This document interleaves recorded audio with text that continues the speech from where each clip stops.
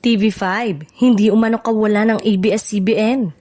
Nilinaw ng business tycoon na si Manuel V. Pangilinan, mas kilala bilang MVP, na hindi niya pinagsisisihan ang pagwawakas ng content partnership ng TV5 at ABS-CBN. Ayon sa kanya, mali ang interpretasyon ng ilan sa kanyang naging pahayag na tila may pagsisisi umano sa desisyon ng network.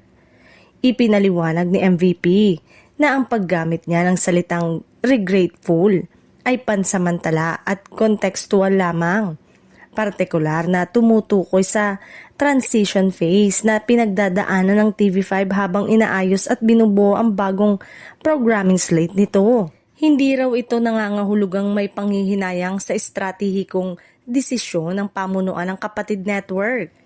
Dagdag pa niya, linyang "but it is what it is, right?" ay may bahid ng sarcasm at malinaw na pagpapakita ng final na ang desisyon ng TV5 na mag-move on forward.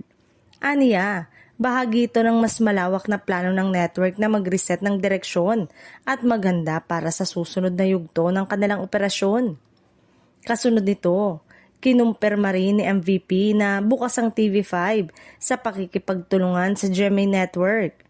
"We're prepared to work with GMA. We would work together in some of the content," pahayag niya.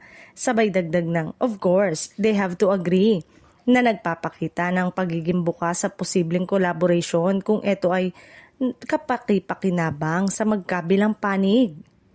Ipinahihiwatig ng pahayag na ito na ang TV5 ay patuloy na naghahanap ng strategic partnership upang mapalakas ang content offerings nito at mas maging kompetitibo sa industriya ng telebisyon, lalo na sa panahon ng mabilis na pagbabago ng media landscape.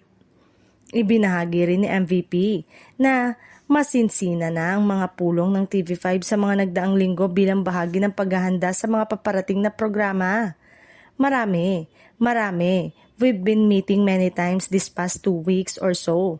Ani niya na nagpapakita na aktibo na ang network sa pagbuo ng bagong direksyon at programming strategy para sa kapatid network.